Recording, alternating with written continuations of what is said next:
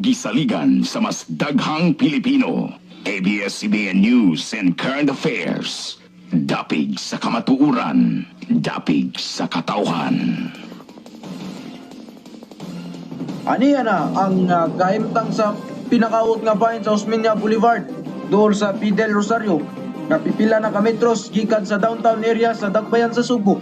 Nagasugod na ron ang build-up traffic alang sa mga tinunan o sa mga may katungdanan nga gikan pa ug uban pang padulong sa ilang tulungan ug mga katrabahoanan.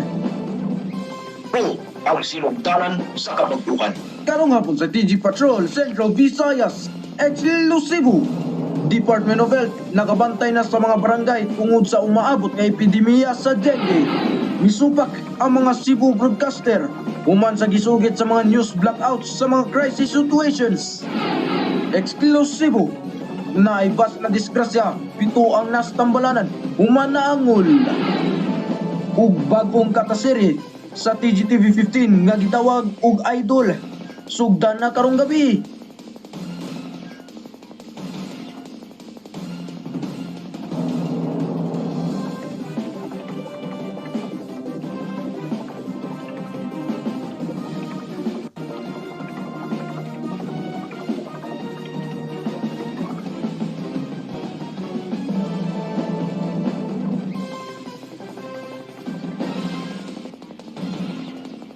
Mayo nga pun Subo, Dumaguete, Central Visayas ug mga magtatanaw nga mga kawiga sa tanang kanasuran sa kalibutan nga maabot sa mas gipalamyag nga pagsibya.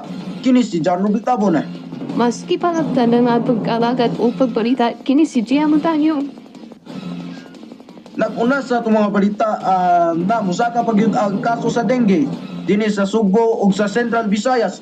Pipila ka mga barangay nga nanas upat ka mga dakbayan sa Central Visayas nga gipangbantay na sa taga Department of Health. Apil lang dakbayan sa Subo ug sa dakbayan sa Lapu-Lapu gipaubos sa kinalit nga epidemic level sa dengue. Si Junior Andalis sa eksklusibong report. Tandi sa niaging simana, hapsay na ang pediatric swab sa Cebu City Medical Center CCMC. Wala nagyoy nagsaw sa mga higdaanan.